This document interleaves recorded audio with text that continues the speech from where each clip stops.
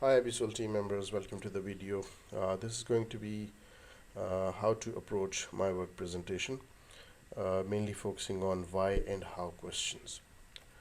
The audience for this one is going to be primarily fresh graduates, new hires, trainees, pretty much ideally anybody new in the team so that people can get aligned on work practices and all that. So Phoenix I have put there. Uh, Basically, Phoenix is anybody who is, who would like to revisit this content. So there is no shame. There is no, I mean, anybody can revisit, can come back, and the learning cycle should not stop. So I mean, the point is, if you're not a fresh graduate, if you're not a trainee, if you're not a new hire, uh, still, I mean, if you feel like, you can always come back to this one and refresh your memory. Okay, let's move forward. So why we have created this presentation? What's the need of it? Because we would like to build a high performance team for Abisol. This is an infographic I've found which looks pretty interesting to me. Traits of high performance team. So trust and mutual respect, team first mentality, open and clear communication, diversity, effective work practices, shared vision and clear direction, continuous learning. So this is not my uh, thought process, but I mean found it from Google, and since it was openly available, I found it interesting for our use. So that's why I have borrowed it. So for today, or for this presentation, the guiding principles are going to be effective work practices and open and clear communication. Now, getting back to the topic, so five W's and one H. Well, what does it mean? So some of you might have heard about it a lot, and others might not have seen it before. I don't know. So primarily, these are the core, very basic questions which are expected for anybody to be aware of, and in different situations, people we without even saying it, we expect other people to sometime ask these questions, or sometime other people expect us to ask these questions from them. Who, where, when, why, what, all those things. So anyway, so I took help from ChatGPT, applications of the five W's and H in the real life. So problem solving, it says, this framework helps individuals identify the root cause of problems and develop effective solutions by ensuring a thorough understanding of the situation. Project management, by applying these questions, project managers can clearly define tasks, set expectations, and manage deliverables, budget, and challenges effectively. Communications. The five W's in H are useful for all forms of communication, ensuring that essential details and context are not missed. So I found it very, very helpful for Abisol team members, for the Abisol team, to actually get closer to these concepts, and start using them for effective work within the team. So three areas we'll be focusing upon: basically problem solving, project management, or managing your own work, and communication in general. Okay, real life work. So in the real life, I mean, five questions aside, again, now this is going to be my personal experience I'm sharing with you guys. Three W's and one H is very, very important to actually get your work done. So three W's are why, first of all. Why am I doing this? Why are we doing this as a team? Or, what is the reason for us to do this? Then the second thing is, once we have understood the why, then there is a where thing, where question. Okay, we have understood we are going to start this project, we are going to finish this project, we are going to start this task, we're going to finish this task.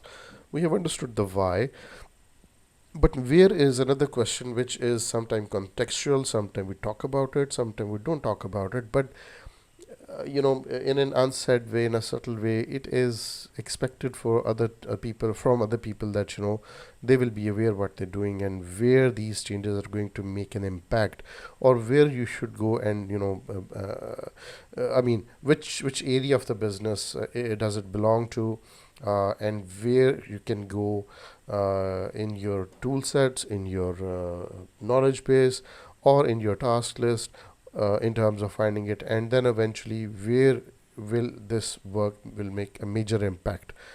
So where is situational, where we need to be aware of the fact that this work which I'm going to do, where will it bring the impact? So I should be aware of that. Why I'm doing this? Because such and such we want to achieve something.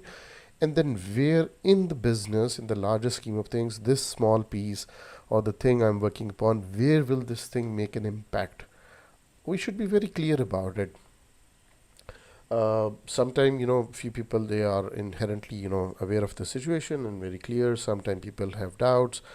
It's okay if you don't know anything, no problem, go ahead, ask the question. But the thing is, you should be aware of your whys and wheres, to be more effective, to be more productive. Then comes the what part. Okay, so what can be very simple and what can go sometime a bit more complex. So what does it mean? Okay, so what are you working upon? Task 1, 2, 3. So that's the answer of my what, right? Very simple. I know what I'm working upon. My task is 1, 2, 3. Versus going in detail about the what. Okay, task 1, 2, 3, I understand, but what's inside there? Or when you're starting your work, you are assigned this task 1, 2, 3.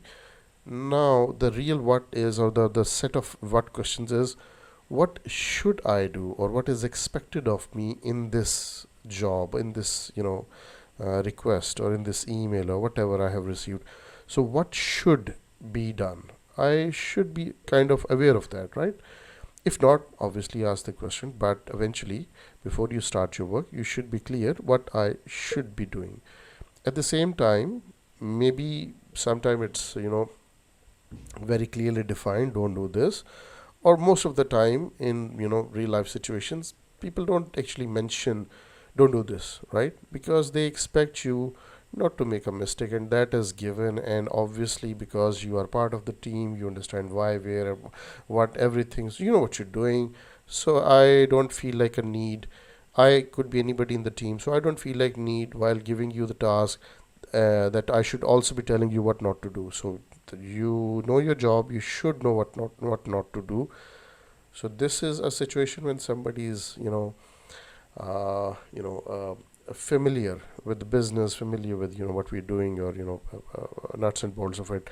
But the new members, the new hires, the trainees, we cannot expect them to be aware of everything. But the question is, the point is this: Mr. Trainee, Mr. New hire, ma'am, whatever, you should be aware that what you shouldn't be doing. So question is, do you know that, or you don't know that? If you don't, get yourself known about that. Okay, then the next what is, what if? This is an intelligent question now.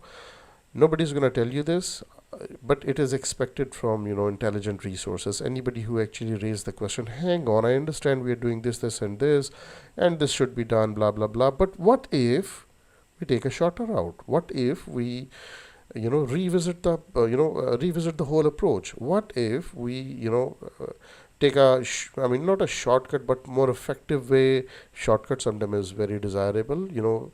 What if we change the paradigm? What if we uh, take a different route? What if we reapproach the same problem? What if we drop this problem and associate it, or merge this A problem with the B one, and do them collectively? Because I'm already working on task B, this is task C, so I don't think there's a extra need. Let's sit down, let's talk, let's understand. And what if we merge the task C into task B, and I can collectively address it there? Oh wow, very good idea. This is where you can show your intelligence. You can impress us that great, you understand what you're doing, and you not only understand the task or the given problem, you actually understand the larger context of thing. Very, very desirable in a team member. And then obviously the last part, what to do. Because if you have understood all three of these areas, what should be done, what shouldn't be done, and what if has also been addressed, and we have agreed that rather than doing task C, task B is going to be done. So after every question, after every answer, this thing is always changing. What to do, what to do. So 5 minutes ago, what to do was your task number 1, 2, 3. But 5 minutes after, once we have gone through all those questions, your what to do has changed. The definition of what to do has changed. Now, the new definition of what to do is, carry on with the task number B and update the task number B and move this content from task C to task B, close the task C and carry on with task B. The whole thing has changed, the whole definition has changed, the whole thought process has changed. So these are the things, as a team member you should be aware that these things are very very normal in any given business. So rather than we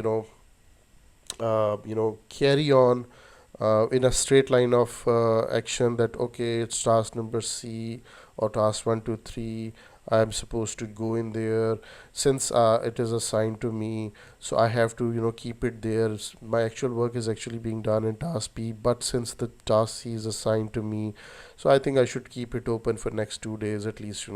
I can put some progress, so I can simply leave it open because sir or Mr. team member, you might have assigned it to me. What else could I do? I just kept it there and kept on working on task B, because you understand the task B is, or task C is not that much important.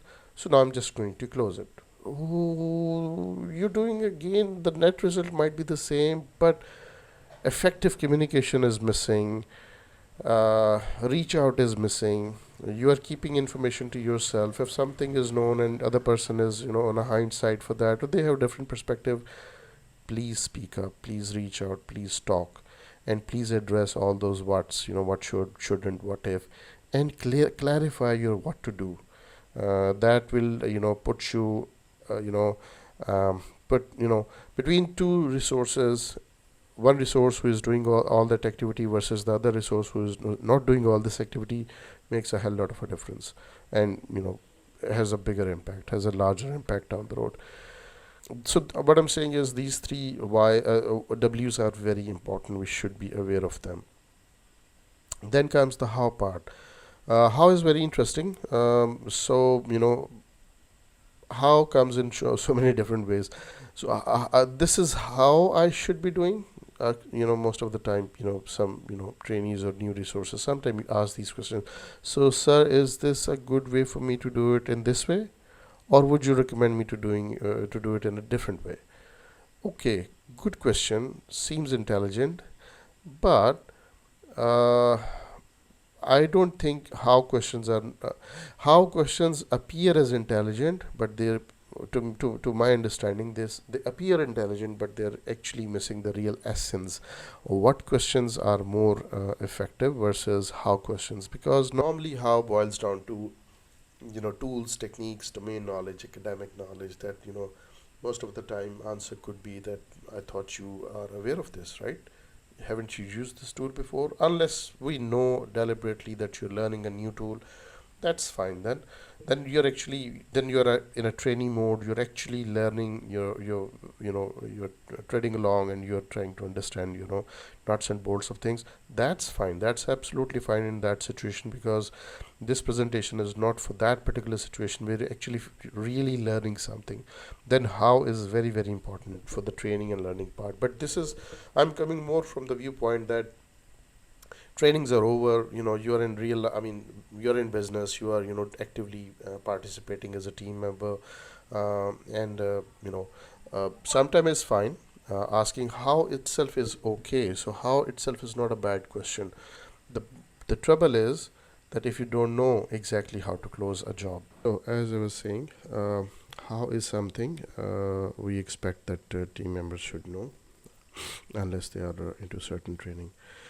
So on the right hand side, I have shown, just for an example, three different projects. So I mean, three different type of projects, and they have their own shape, size, and dimensions. And basically, every project, every company, every other thing that you work upon, or the agency or your customer, any other just like individuals are unique, projects are unique, companies are unique, everybody has their own context. So whenever we join a company, there's always a history, there is always a background, there is always something that you need to be aware of, or learn as part of the company, as the situation you are in, or the circumstances that company is in, and eventually being part of the company, you are also in that particular situation.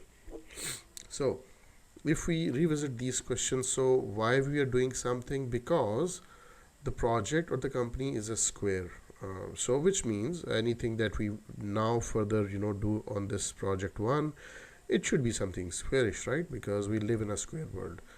Versus why we are doing this, because we are in a circle world, we are in a project two, so we tend to believe that every next project, every next action item will resonate with the circle kind of mentality or circle kind of situation or outcome.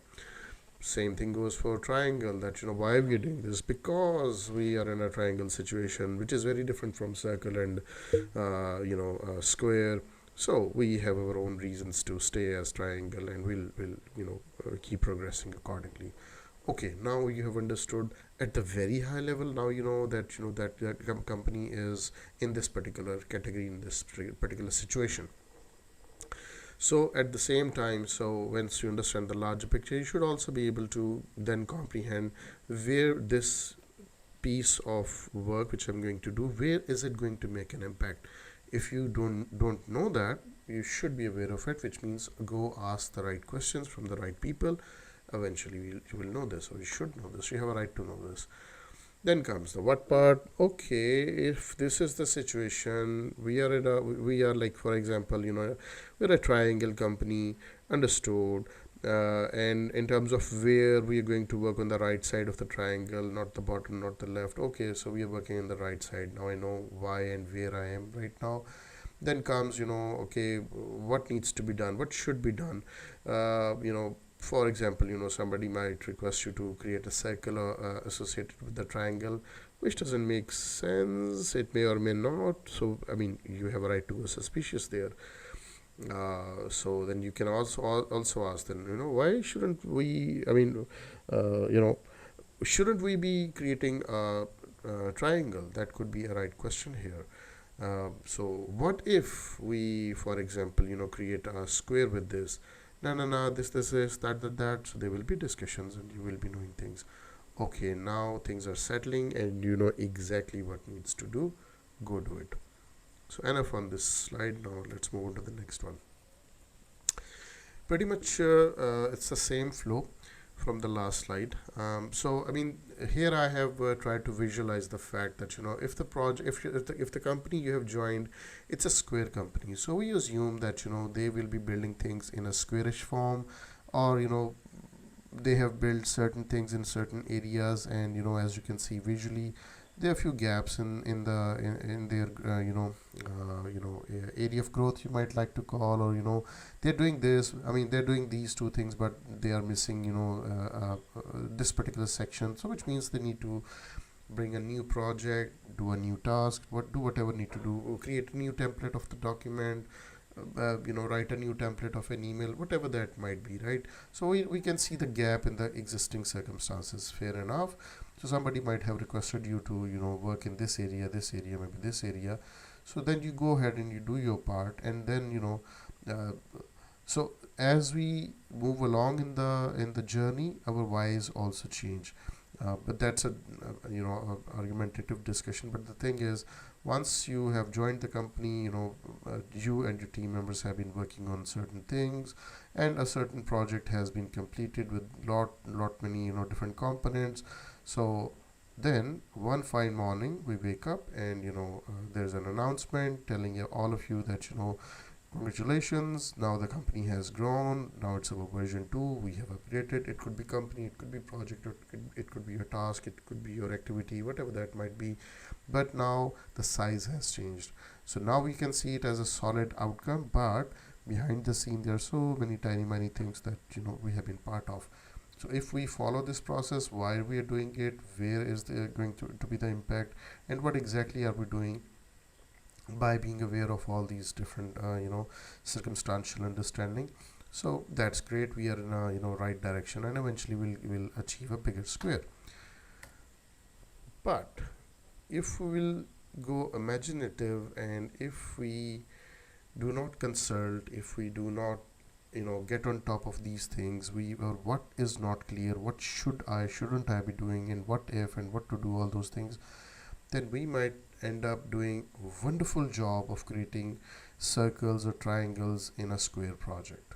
So Now if you compare these two situations, drawing a circle around this box will be comparatively harder, because because of the overall structure of things, coming from the uh, architectural viewpoint. I mean, building architecture and all that. So we are putting bricks, but somebody put a a log there, a wooden piece there, so the structure will go weak, so somebody might not be liking it.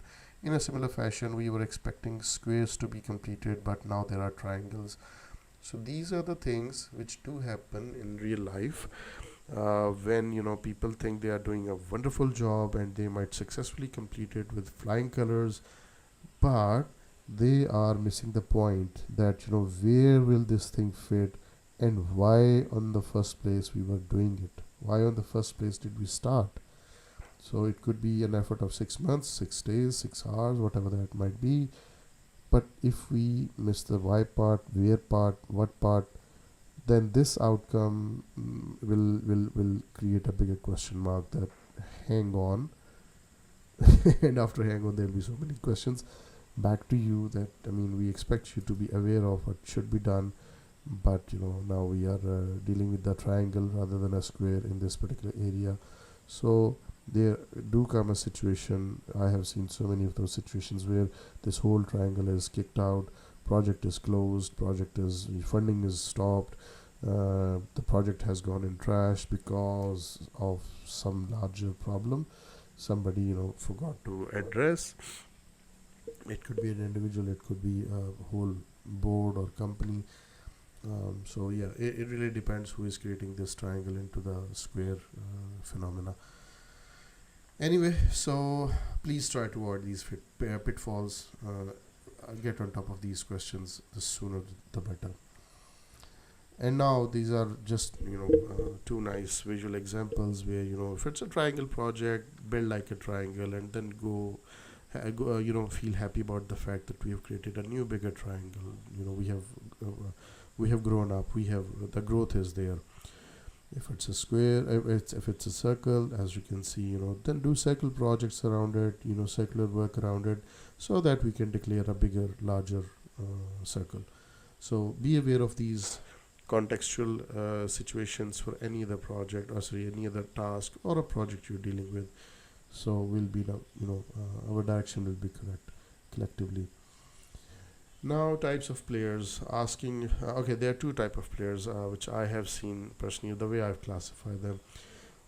So asking is fine, but few people ask what to do. People are more interested in terms of knowing what need to do or share the vision. They are playing at the vision level, at the thought level. I know what to do, how things get done, but you tell me, as a team lead, as a boss, as whoever you are, giving me this work, what exactly is in your mind, and what would you like to achieve by me doing this activity. So give me the target, give me the end game, end result, share the mind map with me, and then leave me alone. I'll make it happen. So they are what to do type of people.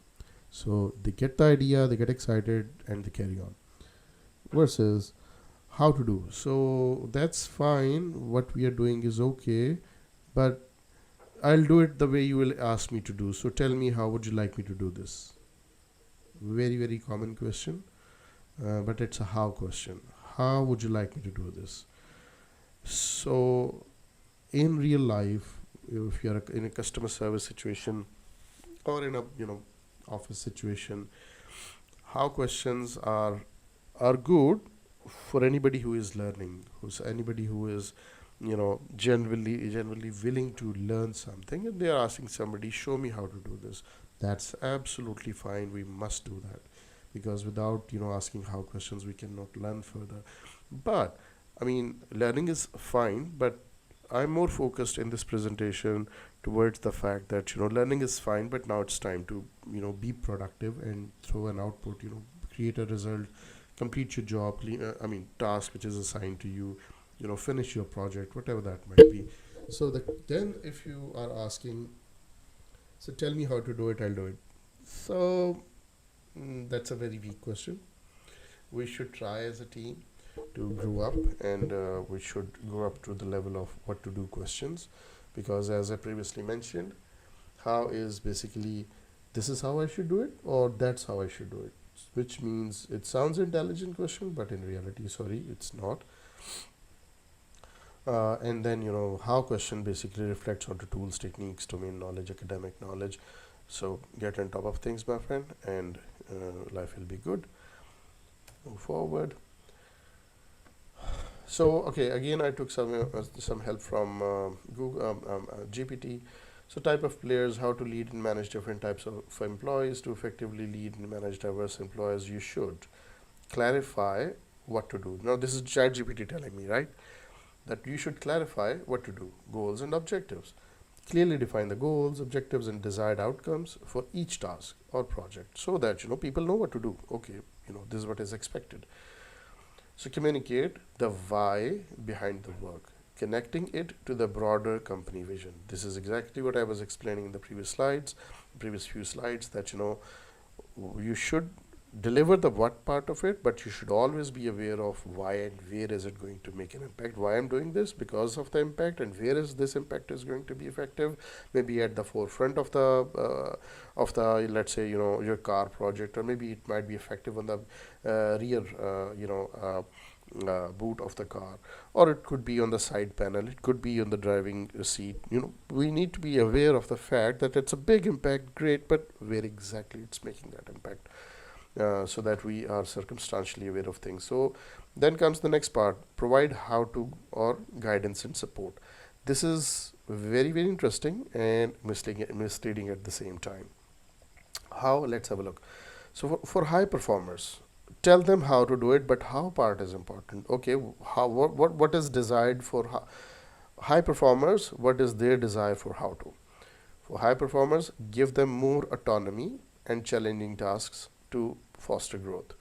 It's not saying show the high performers exactly how to get it done. Give them autonomy. Autonomy means if somebody is a high performer, they understand exactly what they're doing and what they shouldn't do, and they are very clear about their what to do, why and where is clear. Definitely high performer, their how to is they are on top of their how to.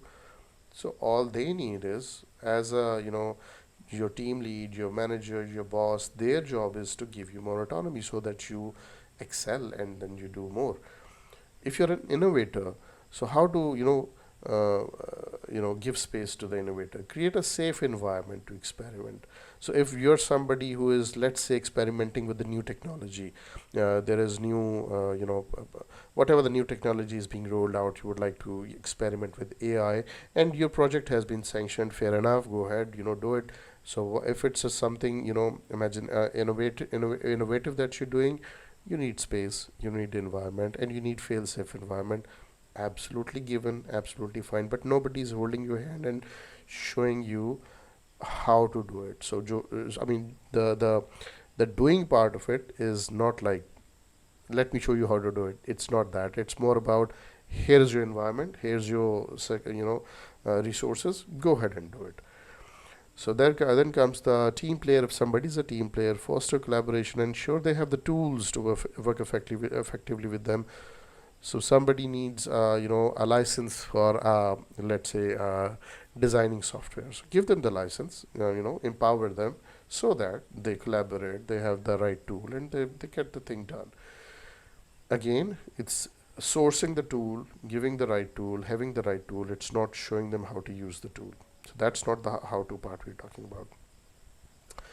Okay, for not engaged or actively disengaged resources, that's a very different situation. Somebody is not, coming to the party, not active. There could be circumstances. So then, job is to understand the root causes of the behavior through open communication and willingness to listen. This is more about, let's have a chat. It's that kind of thing. And for learners, obviously, because we are already covering, this presentation for trainees as well. Sorry. So in that case, provide opportunities for training, mentorship, and your responsibilities. Only for learners, it's okay to provide them opportunity for training. It's in the training part, when you show somebody these are the nuts and bolts and these are the buttons that you need to press, and that's going to be the effect of the thing. and they need mentorship, and then eventually they need new responsibilities. So referring back to the previous slide, what to do people, how to do people, so its focus is here on the what to do side. Okay, now comes the mind map template we have created for Abisol team members. Again, this is not a bible, this is more about having a high level understanding what we should be doing. Down the road these things might change, these things might evolve, which is okay. Collectively as a team, whatever makes sense, we'll carry on with that, but this is for now draft one, if you like to call it. So how to start a new task? So something is assigned to me. Okay, so how should I approach it? As simple as that. How should I approach it so that I get effective? The very first step is understand the requirement. Read the requirement. You read your understand your what is being requested from me. It could be an email, it could be a task, it would be a verbal request, it could be, medium doesn't matter. Somebody is requesting you to do something, so it's your job to understand the requirement, which means understand your what. Not only what is at the tail end of it, but then eventually you should be aware of somehow about the why and wheres as well. And by the way, why where sometimes we don't discuss every day because you are part of the Square company, because we have to do this. So those whys do not pop out every day, but at least as a resource you need to know your why. Understand the written requirements and document personal understanding bullet points, ideally for personal sanity. So this is again bullet points. It's somebody's personal style. Some people like to write their bullet points on the piece of paper. Somebody just read it, understand it. Different people have different styles. So your style, whatever your style is, absolutely fine. Exercise your style, but focus on the requirement and understanding the what part of it. That's more important rather than jotting down your bullet points. Nobody's going to look at your bullet points that on this task I have spent 10 hours and I've just created my bullet points. Hang on, that was the requirement. Did you discuss blah blah blah? What was the real progress? Creating bullet points for your understanding is not progress. You can spend decent time, half an hour, 10 minutes, 15 minutes. Think of it as an exam. When we're sitting in an exam, we have to understand the examination paper. We need to spend some time to fully understand, appreciate the questions and all that, but we cannot spend the whole examination time just reading the question paper. We have to write the answers as well. So life is like that. Then consult. Understand what should or shouldn't or what if needs to be done. So once you have understood that this is what is being requested, but you might have questions. What exactly should be done? I'm not sure. Or what shouldn't be done? What if blah blah blah? All those things. Point is this: if you feel like consulting, do consult. As simple as that. Consult with the task owner and share personal understanding for reconfirmation. This is very, very important. Always go back to the person who is giving you the task and recheck, reconfirm, at least in the early stages of your tenure, unless you become one of the team leads and you know exactly what you're doing, you're absolutely sure, then that's a separate story. But if you are comparatively newer in the company, not only Abisol, any other company you go to, any other team member or your line manager you're working with, this line is very, very important. Consult with the task owner and share personal understanding for reconfirmation. Ask relevant questions for personal clarity. Ask the questions as simple as that, as well as get into the shoes of the task owner. Understand their perspective, not your perspective. You need to understand their why, you need to understand their where, you need to understand their what. Get into their shoes and then see through their eyes, and do not create that situation where it's a square project and we are creating a triangle in front of it. Don't do that. Get into their shoes, understand their problem. Be it a customer or an internal owner, so do the same for the customers. If there are external customers, do the same for internal owners. Without getting their drift, there is no outcome that would be acceptable by the task owner. So simple as that. Any other task owner, if you do not understand their perspective, their intent, so it doesn't matter. Again, you create a circle, you create a triangle, you create a circle against a square project. nobody is gonna like it. And as I already previously mentioned, your effort will be wasted, your time will be wasted. At the end of the day, it's not a good feeling that your work is not being accepted into the overall scheme of things. So, always consult, go back, ask questions, share your findings.